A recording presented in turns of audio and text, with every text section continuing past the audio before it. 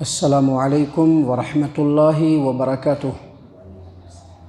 الحمد للہ رب العالمین والصلاة والسلام علی رسولہ الکریم وعلی آلہ وصحبہ اجمعین، اما بعد۔ عن ابی مسعود البدری رضی اللہ عنہ قال قال رسول اللہ صلی اللہ علیہ وسلم لا تجزئ صلاة الرجل حتى يقيم ظهره فی الرکوع والسجود، رواہ ابو داود فی سننہ فی کتاب الصلاۃ۔ معزز سامعین کرام، نماز ہمیں کیسے پڑھنا چاہیے، کس طریقے سے پڑھنا چاہیے، اس کے بارے میں تھوڑی تھوڑی باتیں ہر روز آپ کے سامنے پیش کی جا رہی ہیں۔ مقصد یہ ہے کہ نبی اکرم صلی اللہ علیہ وسلم نے جو نماز پڑھ کر کے اپنی امت کو سکھلایا ہے، اس کے بارے میں نبی صلی اللہ علیہ وسلم کی تعلیمات کی روشنی میں دلائل اور حوالے کے ساتھ ہم آپ کے سامنے پیش کریں، بس یہی مقصد ہے۔ معزز سامعین کرام، نماز پڑھنے کے تعلق سے ایک بات ہمیشہ یاد رکھا جائے کہ جب نماز پڑھیں گے تو ہر رکن کو ٹھہر ٹھہر کر کے رک رک کر کے ادا کریں گے۔ اگر ایسا نہیں کرتے ہیں تو نماز نہیں ہوگی، کیونکہ نماز کو اطمینان کے ساتھ ادا کرنا، رکوع میں اطمینان ہونا چاہیے، سجدے میں اطمینان ہونا چاہیے، رکوع سے کھڑے ہو تو اطمینان سے کھڑے ہونا چاہیے، سجدے سے اٹھنے کے بعد جو دو سجدوں کے درمیان میں بیٹھتے ہیں اس میں اطمینان سے بیٹھنا چاہیے۔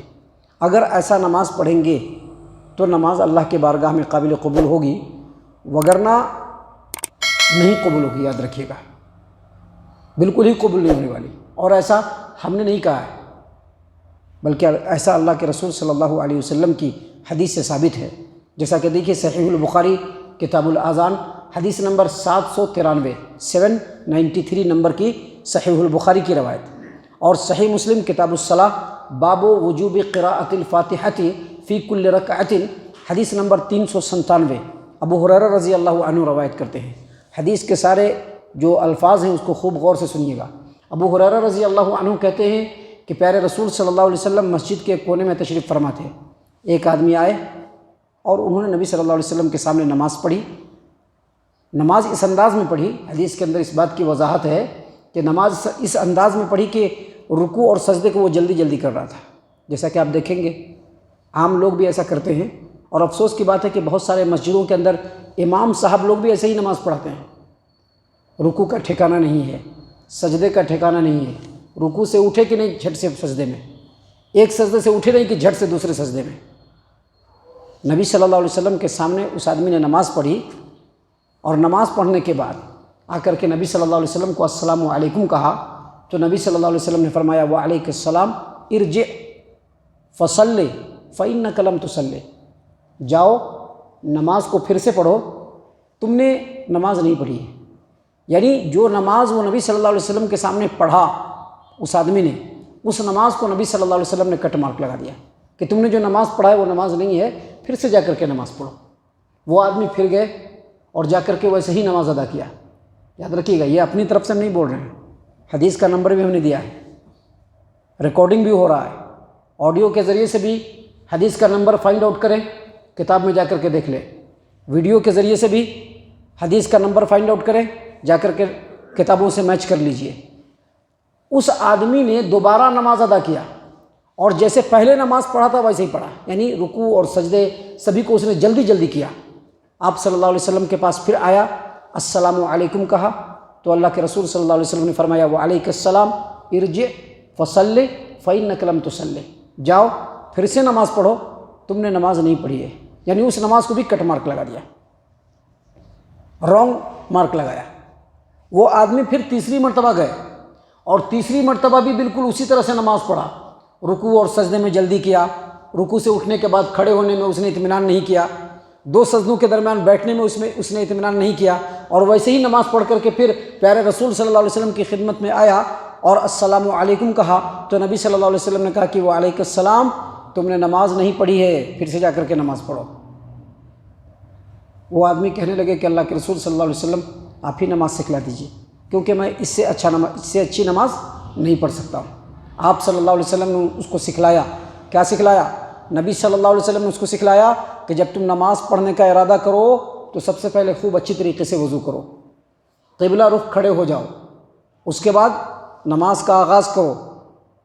صحیح البخاری اور صحیح مسلم کی روایت میں ہے کہ نماز کا آغاز کرو تو جو تم کو آسان لگے قرآن کریم پڑھو، جبکہ یہی روایت مسند احمد کے اندر ہے اور بالکل صحیح ہے۔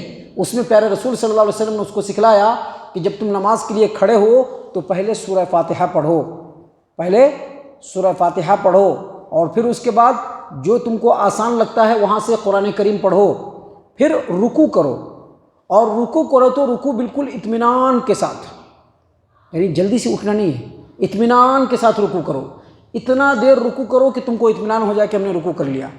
اس کے بعد کھڑے ہو، بالکل سیدھے کھڑے ہو جاؤ اطمینان کے ساتھ۔ ابھی کیا کرتے ہیں دیکھتے ہیں، عام آدمی بھی نماز پڑھتے ہیں اور بہت ساری مسجدوں کے اندر تو میں نے دیکھا ہے، سمع اللہ لمن حمدہ، اللہ اکبر، پھر سیدھے سجدے میں جائیں گے، ایک سیکنڈ کے لیے بھی نہیں رکیں گے، اور پھر اسی طرح سے سجدے میں جانے کے بعد اللہ اکبر کہیں گے، سجدے کے لیے بیٹھیں گے بھی نہیں ٹھیک سے، پھر اللہ اکبر۔ نبی صلی اللہ علیہ وسلم نے کہا کہ نہیں، ایسے نہیں پڑھنا ہے۔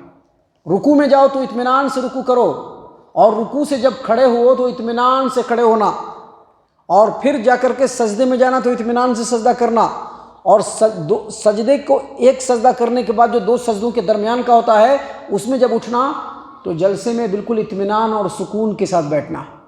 اور وہاں پر ایک دعا بھی ہے جو ہم بتلائیں گے آپ کو بعد میں، وہاں پر ایک دعا بھی پڑھنی ہے جو ہم آپ کو بعد میں بتلائیں گے۔ اطمینان سے بیٹھنا اور پھر دوسرا سجدہ اطمینان سے کرنا، اور دوسرا سجدہ اطمینان سے کرنے کے بعد دوسری رکعت کے لیے کھڑے ہونا اور اپنی چاروں رکعتوں کو اسی طرح سے پڑھنا۔ دیکھیے آدمی جو نماز پڑھ رہا تھا کیسے پڑھ رہا تھا؟ رکوع اور سجدے کو جلدی جلدی کر رہا تھا، رکوع سے اٹھنے کے بعد ٹھیک سے کھڑا نہیں ہو رہا تھا، دو سجدوں کے درمیان اطمینان سے بیٹھ نہیں رہا تھا۔ آپ صلی اللہ علیہ وسلم نے اس پر کٹ مارک لگایا، کہا کہ تمہاری نماز نہیں ہوئی۔ اس سے یہ پتہ چلا کہ اگر اطمینان سے نماز نہ پڑھی جائے، ہر ہیئت کو، ہر رکن کو اگر سکون اور اطمینان کے ساتھ ادا نہیں کیا جائے تو وہ نماز نہیں ہوگی۔ اور اس سے یہ پتہ چلا کہ نماز میں اطمینان یہ نماز کا رکن ہے۔ ہم آپ کو بتلاتے کہ امام ابو حنیفہ رحمہ اللہ، ان کے ہاں جو یہ اطمینان جس کو کہتے ہیں نا، اس کو تعدیل ارکان کہتے ہیں، تعدیل ارکان۔ امام ابو حنیفہ رحمہ اللہ کے ہاں یہ واجب اور ضروری ہے، لیکن اس کے باوجود آپ دیکھیں گے لوگ اس کی رعایت نہیں کرتے۔ امام صاحب کا گنگان کرنے کے بعد بھی امام صاحب کے بتائے ہوئے طریقے سے نماز نہیں پڑھ رہے ہیں۔ امام صاحب کے نام کا گنگان کرنے کے بعد بھی امام صاحب نے جس چیز کو واجب قرار دیا ہے اس کو نہیں کر رہے ہیں۔ معزز سامعین کرام، اللہ کے رسول صلی اللہ علیہ وسلم کی حدیث ہم نے ابھی آپ کے سامنے پڑھی ہے، سنن ابی داؤد کتاب الصلاۃ حدیث نمبر 855۔ ابو مسعود البدری الانصاری رضی اللہ عنہ کہتے ہیں کہ نبی صلی اللہ علیہ وسلم نے فرمایا، آدمی کی نماز اس وقت تک قبول نہیں ہوگی جب تک کہ وہ رکوع اور سجدے میں پیٹھ کو کمپلیٹ سیدھا نہ کر لے۔ کیا مطلب؟ یعنی کمپلیٹ اطمینان اور سکون کے ساتھ رکوع اور سجدہ جب تک وہ نہیں کرے گا اس کی نماز قابل قبول نہیں ہوگی۔ معزز سامعین کرام، ایک اور حدیث ہے جس کو امام مالک رحمہ اللہ اپنی الموطا کے اندر روایت کرتے ہیں، اور اسی حدیث کو امام بیہقی رحمہ اللہ السنن الکبریٰ کے اندر روایت کرتے ہیں۔ نبی صلی اللہ علیہ وسلم نے صحابہ کرام سے پوچھا، بتاؤ شرابی، چور اور بدکار، زانی آدمی، اس کا کیا انجام ہوگا؟ اس کا گناہ کتنا بڑا ہے؟ صحابہ کرام رضی اللہ عنہم نے کہا کہ اللہ اور اس کے رسول زیادہ بہتر جانتے ہیں کہ ان کا کتنا بڑا انجام ہوگا، کتنا برا انجام ہوگا، کتنا بڑا گناہ ہے۔ تو نبی صلی اللہ علیہ وسلم نے فرمایا کہ یہ کبیرہ گناہ ہے اور اس کا عذاب بہت سخت ہوگا، لیکن کان کھول کر کے سن لو، چوری کرنے والوں میں سب سے برا چور نماز کا چور ہے۔ چوری کرنے والوں میں سب سے برا چور کس چیز کا چور ہے؟ نماز کا چور ہے۔ کہا کہ نماز کا چور کیسے ہوگا؟ کہا کہ رکوع، سجدہ، قومہ، جلسہ جلدی جلدی کرے گا۔ رکوع میں گیا، سمع اللہ لمن حمدہ، اللہ اکبر، اللہ اکبر، اللہ اکبر، اللہ اکبر، بات سمجھ رہے ہیں نا؟ یہ نماز کا چور ہے۔ کہا کہ رسول اللہ صلی اللہ علیہ وسلم نے کہ نماز کا چور سب سے بدترین چور ہے۔ اب آپ سوچ سکتے ہیں کہ نمازوں کو جو سنت کے مطابق نہیں پڑھا جا رہا ہے اس کا کیا حال ہے، اور اس طرح کی نماز ادا کرنے والا کس مقام پہ کھڑا ہوا ہے۔ لہٰذا ہم لوگوں کے لیے ضروری ہے کہ نماز تکبیر تحریمہ سے لے کر کے سلام پھیرنے تک بالکل اطمینان و سکون کے ساتھ، جیسا پیارے رسول صلی اللہ علیہ وسلم نے نماز پڑھنے کے لیے کہا ہے ویسے ہی ہم کو نماز پڑھنا چاہیے۔ محترم سامعین کرام، نماز کے تعلق سے بھی اور بھی بہت ساری باتیں جو انشاءاللہ ہم آپ کو بعد کے درسوں میں اللہ تبارک و تعالیٰ کے اذن اور توفیق سے پیش کرنے والے ہیں۔